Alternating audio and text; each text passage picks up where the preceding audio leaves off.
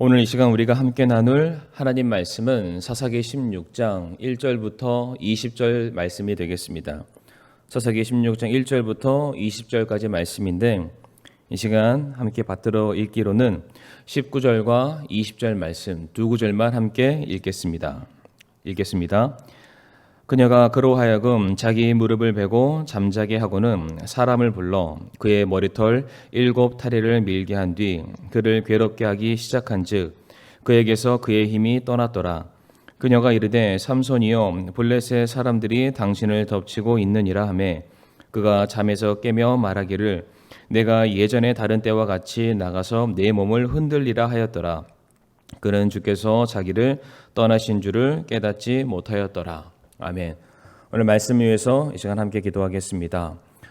사랑과 은혜가 많으신 하나님 아버지, 이 시간 우리들에게 허락하여 주신 이 귀한 예배의 시간을 인하여 감사를 드리오며 우리가 이 죄악 많은 세상 속에서 거룩한 주의 백성이요 영적인 군사로서 어떻게 살아가야 되는지, 어떻게 우리가 구별되어야 되는지, 또한 우리가 어떠한 말씀으로 싸워서 승리해야 되는지를 이 시간 우리에게 알게 하여 주시옵소서. 예배의 시종일관을 온전히 주님의 손에 맡겨드리옵니다. 모든 말씀 살아계신 예수 그리스도의 이름으로 간절히 기도를 드리옵니다. 아멘. 이 시간 사사기 16장 1절부터 20절까지 말씀을 통해서 영적 마지노선을 지키자라는 제목으로 함께 말씀을 나누도록 하겠습니다. 1차 세계대전 때 독일의 공격에 가장 큰 타격을 받은 나라가 프랑스였다고 합니다. 이때 프랑스는 방어 요새의 필요성을 절실히 느끼게 되었고 이에 따라 추후에 있게 될 독일의 또 다른 침략을 방어하고자 난공불락의 요새를 건설하게 되는데 그 요새의 이름이 바로 마지노 요새입니다. 10여 년에 걸친 대공사 끝에 드디어 마지노 요새를 그들이 건설하게 되었는데 역사에 의하면 독일의 이 방어선, 즉 마지노 요새를 우회해서 벨기에를 침공하게 됨으로써 결국 요새의 기능과 역할을 다 감당하지 못했다고 합니다. 그러나 결과 여부를 떠나서 당시 프랑스 사람들에게 있어서 마지노 요새는 그들의 생명과 안전을 보장해주는 굉장히 중요한 상징적인 건축물이었다고 합니다. 우리가 이 요새만 무너지지 않고 지킬 수만 있다면 우리는 살 수 있고 우리의 생명은 보장받을 수 있을 것이며 더 중요한 건 이 전쟁에서 반드시 승리를 거둘 수 있다는 생각과 확신을 그들이 갖게 되었던 것입니다. 그래서 지금도 우리가 반드시 이것만은 지켜야 된다. 우리가 반드시 이것만은 꼭 해야 된다라는 말을 할 때에 우리가 마지노선을 지켜야 된다. 그것이 마지노선이야라는 말을 사용하게 되는 것입니다. 그런데 우리 사랑하는 성도님들, 우리의 신앙생활 가운데서도 마지노선이라는 것이 있습니다. 나로 하여금 그래도 믿음에서 떠나지 않도록 지켜주는 것, 우리를 붙들어주는 것, 적어도 내가 구원받은 백성임을 잊지 않도록 해주는 영적인 마지노선이 있습니다. 이것을 달리 표현하면은 그 영적인 마지노선을 우리가 포기하는 순간, 하나님을 향한 우리의 그 끈을 놓치는 순간 우리는 얼마든지 믿음에서 떠날 수 있고, 우리가 그것을 포기하는 순간 성도라고 말하기가 부끄러운 세상 사람과 진비 없는 모습으로 우리가 얼마든지 살아갈 수 있다는 뜻이기도 합니다. 오늘 본문 말씀 보게 되면은 바로 주인공이죠. 삼손이 그가 가지고 있었던 마지막 하나님과의 끈이었던 영적인 마지노선을 놓치는 장면을 우리가 확인해 볼 수 있습니다. 우리가 지금까지 살펴보았던 것처럼 삼손의 사역을 돌아보게 되면은 끊임없이 반복되는 실패와 실수의 연속이었습니다. 우리가 지난 사사기 15장 말씀을 통해서 제가 두 개의 주제로 함께 말씀을 나누게 되었는데 하나는 유혹과의 전쟁이었고 하나는 교만과의 전쟁이었습니다. 그때의 삼손은 어떻게 행동하는 사람이었습니까? 그는 눈에 보기 좋은 것에 따라 행동하는 자였고 또한 자기 힘을 과신해서 하나님께 돌려드려야 될 영광을 자기가 독차지했던 사람이기도 하였습니다. 그런데 이보다 더 문제가 되는 것이 무엇이었냐면 하나님께서 삼손을 사사로 먼저 부르기 전에 그를 나사르 사람으로 부르셨다는 것입니다. 성도님들, 왜 하나님께서는 삼손을 사사로 부르기 이전에 그를 나사르 사람으로 먼저 세우셨을까요? 그것은 바로 이스라엘 백성들의 정체성을 회복하는 일이 먼저 급선무이기 때문에 하나님은 삼손을 나사르 사람으로 먼저 세워 이스라엘 사람들에게 선보였던 것입니다. 배경을 간단하게 설명드리게 되면은 이미 이스라엘은 블레셋에 의해 40여 년간 지배를 받게 되었습니다. 그 결과 이스라엘은 완전히 당시에 블레셋화가 되고 말았습니다. 우리가 이 부분에 대해서는 지난 시간 유다 지파의 반응을 생각하시면 정확히 맞습니다. 유다 지파의 경우 지금 자기네 지경으로 넘어 들어왔었던 블레셋 사람들을 향하여서 지금 어찌 너희가 우리와 전쟁을 벌이려고 하느냐, 우리가 너희 편이 아니냐라고 말했던 그 장면과 대목을 우리 성도님들 기억하실 겁니다. 왜 블레셋 사람들이 지금 유다 지경 내로 들어왔습니까? 그 유다 지경 안에 삼손이 있었기 때문입니다. 이미 삼손이 블레셋 사람들을 쑥대밭으로 만들고 그들을 공격하고 넘어와 있는 상황 가운데 지금 블레셋 사람들이 그 삼손을 붙들기 위해서 지금 찾아온 상태였었죠. 그런데 성도님들, 삼손이 어떠한 사람입니까? 하나님께서 이스라엘을 구원하시기 위해서 재판장이요 하나의 전쟁을 이끄는 선구자로서 이스라엘에 세우신 하나님의 사람이었습니다. 당대에 그보다 더 강한 자가 없었고 이와 함께 한다면 능치 못하는 그러한 일들이 없는 상황 가운데 유다 지파는 삼손과 힘을 합쳐서 블레셋과 싸워 이기는 것이 그들이 해야 될 올바른 선택임이 맞습니다. 그러나 우리가 잘 아는 것처럼 당시 유다 지파가 어떠한 선택을 내리게 됩니까? 그들이 블레셋과의 관계에 금이 가지 않기 위해서, 블레셋에 의해서 어떠한 해코지도 그들이 받고 싶지 않았기에 그냥 삼손을 결박해서 다시금 블레셋으로 돌려주는 일들을 선택했음을 잘 기억하실 겁니다. 이와 같이 영적으로 타락하고 세상으로 완전히 동화되어 있는 이스라엘 백성들을 향해서 하나님께서 말씀하시기를, 원래 너희는 그러한 사람들이 아니다. 원래 너희는 그러한 민족들이 아니다. 너희는 거룩한 하나님의 백성들이고 이 약속의 땅 가나안을 정복하고 다스려야 될 나의 민족이고 나의 백성들이다. 바로 이것을 다시금 기억나게 하시고 그 사명을 다시금 새롭게 상기시켜 주시기 위해서 단순히 전쟁에서 이기는 것이 중요한 것이 아니라 그 전쟁보다 더 중요한 그들의 정체성을 다시금 새롭게 확립시켜 주시기 위해서 하나님은 사사 삼손을 부르시기 이전에 그를 나사렛 사람으로 세우셨던 것입니다. 그런데 문제가 무엇이었습니까? 지금 이스라엘 백성들이 돌이키기에는 너무 늦은, 이미 세상과 하나가 되어서 세상과 진비 없는 모습으로 살아가고 있다는 것이었습니다. 뿐만 아니라 부름받은 삼손 역시 하나님의 기대와 계획에 어긋난 천방지축, 그냥 세상 사람과 똑같은 모습으로 그가 살아갔다는 것이죠. 그가 나사렛 사람이었지만은 그가 나사렛 사람으로서는 결단코 해서는 안 되는 수많은 죄악들을 반복적으로 자행하는 사람이기도 했습니다. 그런데 여기서 우리 성도님들 잠시 우리가 짚고 넘어갈 부분이 있습니다. 우리가 지난 시간 사사기 15장의 말씀을 우리가 서로 나누면서 제가 미처 다루지 못했던 부분, 바로 사사기 15장 20절의 말씀입니다.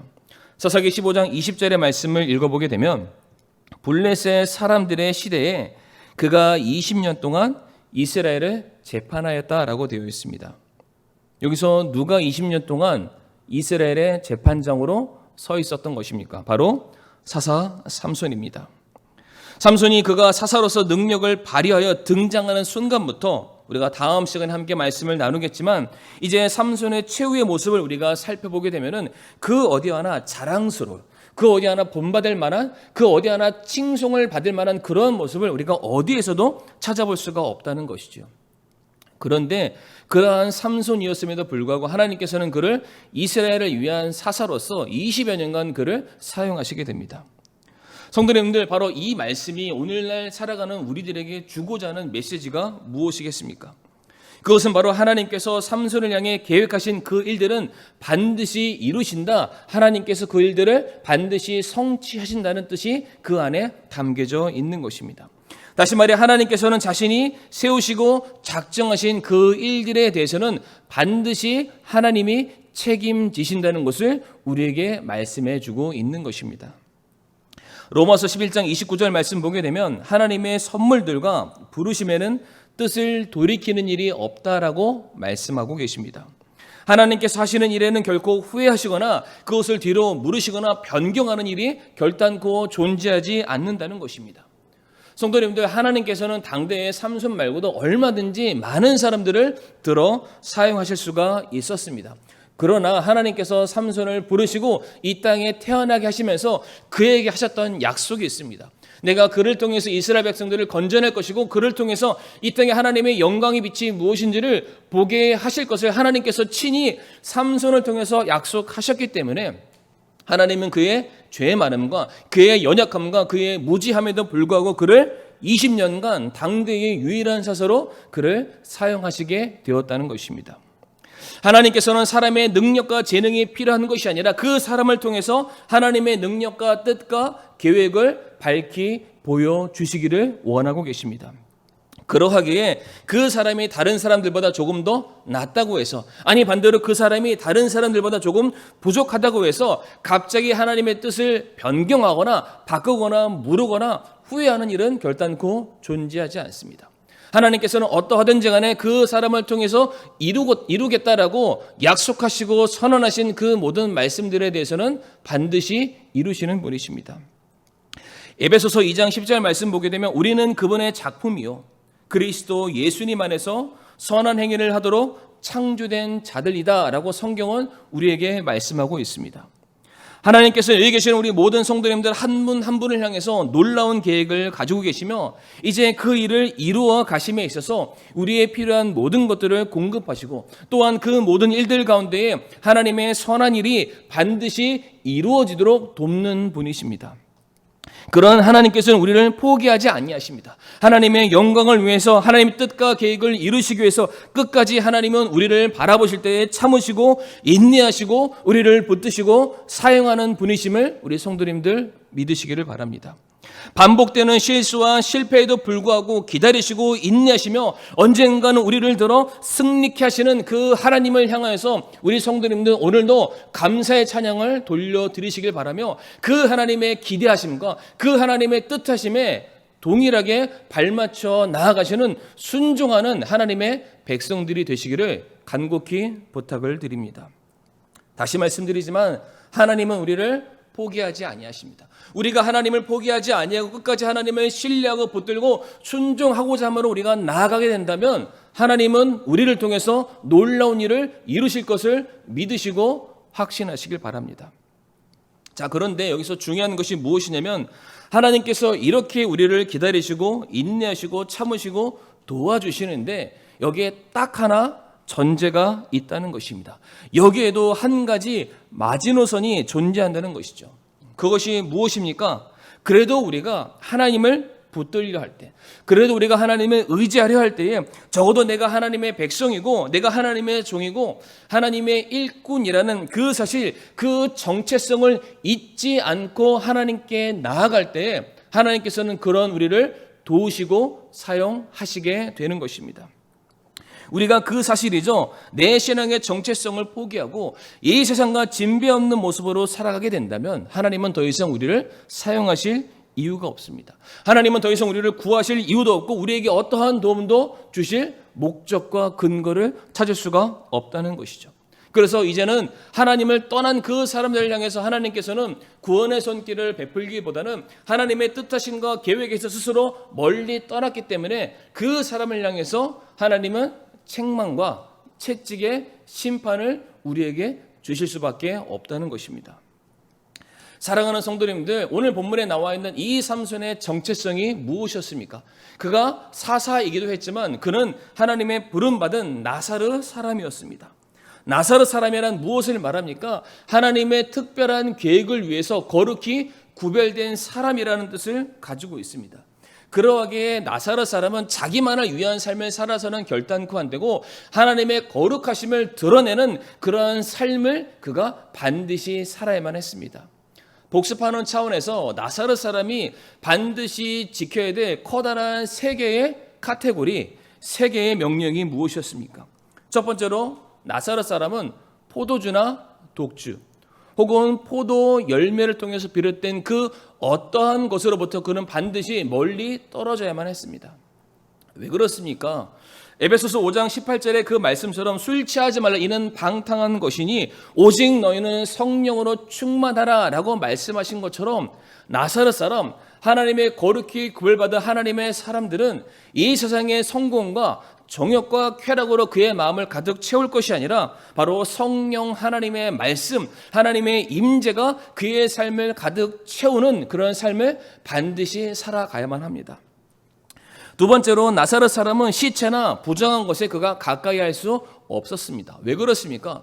그의 삶을 통해서 죄의 심판과 어떠한 죽음이 임하는 것이 아니라 이 나사렛 사람을 통해서 살리는 일, 생명과 관계되는 그런 놀라운 일들이 일어나게 될 것을 하나님께서 보여주시기 위해서 나사렛 사람으로 하여금 너는 결코 시체 가운데 가면 안 된다. 너는 결코 부정한 것을 만져서는 안 된다라고 엄히 명령하시게 된 것입니다. 또한 세 번째, 나사렛 사람이 반드시 지켜야 될 것이 무엇이었습니까? 그는 결단코 머리에 손을 대서는 안 되었습니다. 내 생각과 내 삶을 온전히 덮고 계신 주인이 있다는 뜻입니다.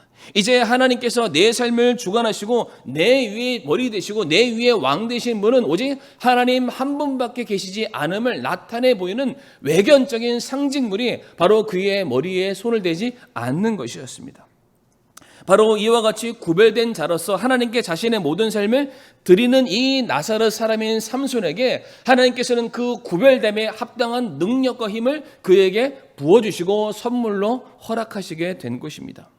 그런데 성도님들, 우리가 잘 아는 것처럼 이 삼손의 최후의 모습이 어떠했습니까? 이제 우리가 다음 시간에 살펴보게 될 사사기 16장 마지막 말씀을 살펴보게 되면 삼손은 처절한 패배를 맛보게 됩니다.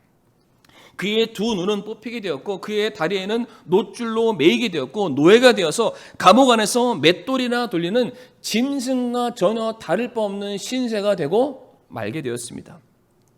성도님들, 삼손이 이와 같이 된 결과가 대체 무엇 때문이었습니까? 그가 술을 가까이 하지 말아야 될 그가 술독에 빠져 살았고, 부정한 것을 멀리해야 될 그가 시체를 만지고 그 시체에서 나온 것으로 그의 줄임배를 채웠기 때문에 한마디로 그가 나사렛 사람으로서 합당치 못한 삶을 살아왔기에 그가 이와 같은 결과를 맞이할 수밖에 없었다는 것입니다. 그런데 여기서 우리가 잠깐 살펴봐야 될 것이 무엇이냐면은 삼손이 부정한 것도 만지고 술도 마시며 이방 여인과 결혼하는 온갖 불순종을 그가 자행했음에도 불구하고 오늘 본문 사사기 16장 3절의 말씀 보게 되면 여전히 그에게 능력이 있었다는 것입니다. 그가 나사렛 사람으로 온전하지 못한 삶을 살아왔지만 그럼에도 불구하고 이 사사기 16장의 말씀 보게 되면 여전히 그에게 큰 힘이 그와 함께하고 있었다는 것이죠. 16장 3절 말씀 보게 되면 어떠한 사건이 나옵니까? 삼손이 블레셋 도시 중에 하나인 가자 성읍으로 들어가서 그 성의 문틀과 문설주를 다 뜯어내고 그것을 자기 어깨 위에 짊어지고 이제 가자에서 유다 헤브론까지 직선 거리를 60km가 훌쩍 넘는 그 거리를 한밤중에 어깨에 수백 킬로 혹은 수톤에 넘는 그것을 짊어지고 한밤중에 주파하는 엄청난 괴력을 보여주고 있다는 것이죠. 여전히 그에게 무엇이 있습니까? 여전히 힘이 있고 여전히 그에게 능력이 있었습니다. 그런데 언제 이 삼손이 무기력한 존재가 되고 맙니까? 언제 그가 그냥 이 세상과 똑같은 나약한 사람의 모습으로 그가 돌아가게 됩니까?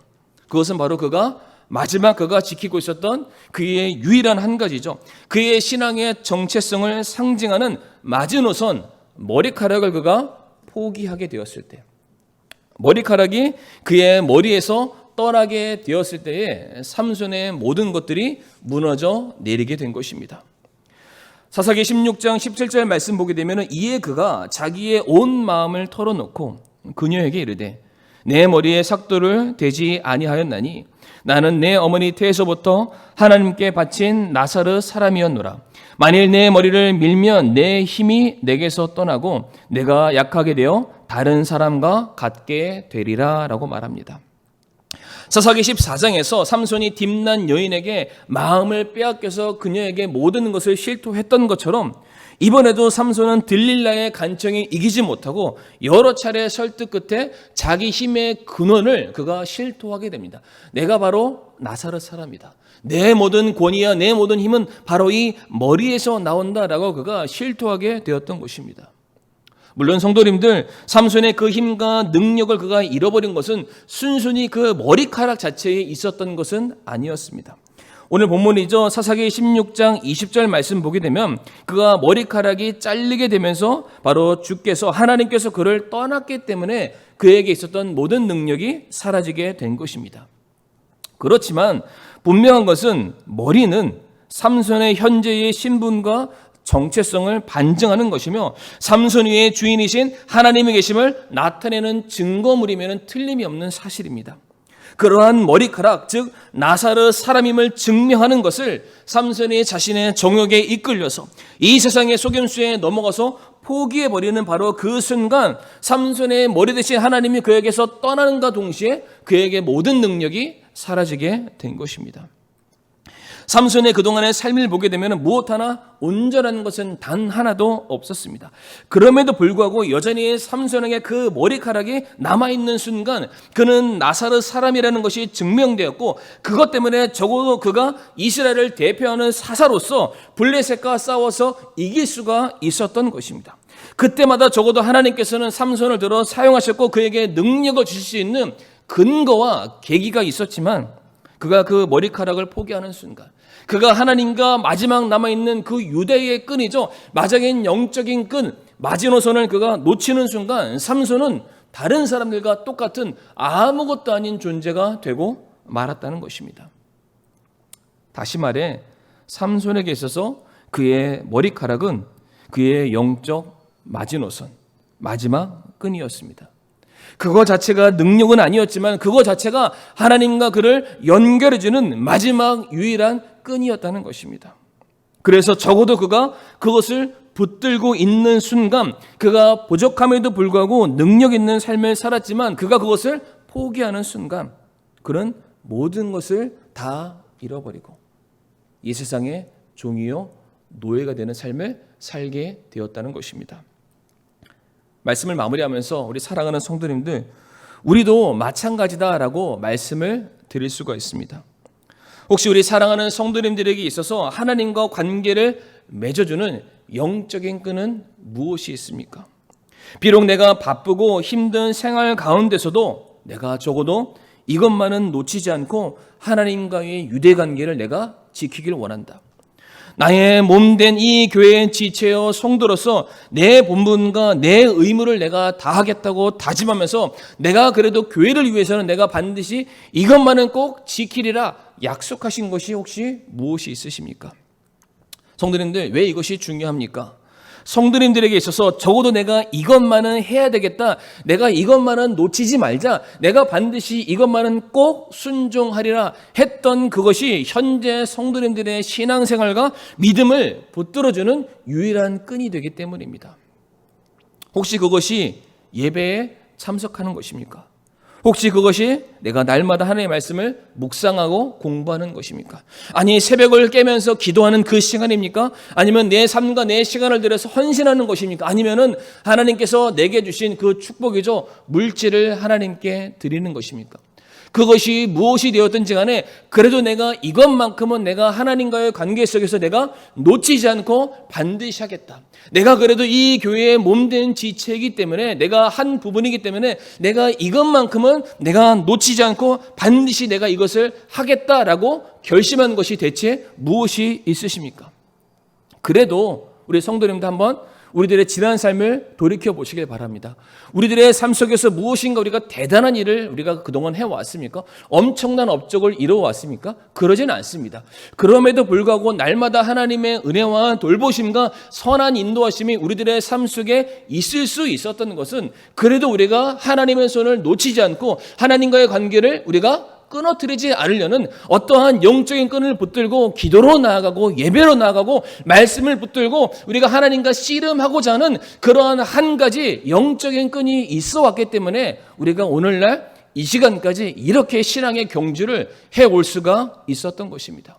그래도 내가 하나님을 향해서 붙들어왔던 영적인 그 끈이 있었기 때문에 그거 자체가 내가 하나님을 두려워하는 증거요, 하나님을 왕으로 삼는 증거요, 하나님은 내 모든 삶의 생명이요 능력으로 인정하는 유일한 끈이 되었기 때문에 하나님께서는 부족한 우리들, 죄 많은 우리들, 실수 많은 우리들에도 불구하고 그러한 끈을 놓치지 않는 우리들의 신앙의 정성과 그 작은 믿음을 보시고 여전히 우리를 향해서 오늘도 은혜를 내려주고 계시고 오늘도 우리를 즐겨 사용하기를 기뻐하신다는 사실입니다. 성도님들, 무엇인가 대단한 거 하라고 말씀드리는 것이 아닙니다. 성도님들의 삶 속에서 그래도 내가 하나님을 사랑하는 그 마음, 교회를 섬기고자 하는 그 신앙의 열정 가운데 그 남아있는 유일한 그 영적인 끝, 영적인 마지노선을 우리가 놓치지 않을 때에만 우리가 그래도 능력 있는 삶, 하나님의 도우심을 받는 삶, 하나님의 선한 손길로 인도함을 받는 삶을 살 수 있다는 것입니다. 그러나 우리가 그것을 포기하는 순간, 그것을 내려놓는 순간, 내게 있는 그 머리카락이 너무나도 거추장스럽고 이 세상 살아가는데 부끄러워서 내가 내 믿음이 내가 교회에 다닌다는 이 사실 자체가 내가 살아가는 이 땅의 삶 속에서 방해된다고 해서 그것을 포기해버리는 순간 성도님들 잊지 마시길 바랍니다. 우리는 진짜 아무것도 아닌 존재가 될 수 있다는 것입니다. 그러하기에 이 시간 우리 성도님들께 간절히 부탁을 드리고 싶은 것은 나와 하나님과의 관계를 맺어주는 그 영적인 끝, 영적인 마지노선을 놓치지 마시기를 바랍니다. 하나님을 위해서 어떠한 상황 가운데서도 내가 양보할 수 없는 절대적인 영적인 마지노선을 만들어 두시기를 바라고 그것을 주님 오시는 그날까지 끝까지 붙드시고 지키시는 저와 성도님들이 될 수 있기를 원합니다. 요셉도 그러했습니다. 요셉도 하나님 앞에 내가 범죄하지 않기 위해서 그가 지켰던 어떤 한 가지 선이 있었습니다. 다니엘도 내가 하나님께 하루에 3번 내가 정해진 그 시간만큼은 반드시 하나님을 향해서 나아가겠다는 그의 영적인 마지노선이 있었습니다. 성경에 나와 있는 수많은 인물들은 어떠한 상황과 환경 속에서 적어도 내가 이것만큼은 하나님의 자녀이기에, 하나님의 종이기에, 하나님의 일꾼이기에 내가 이것만은 지키겠습니다.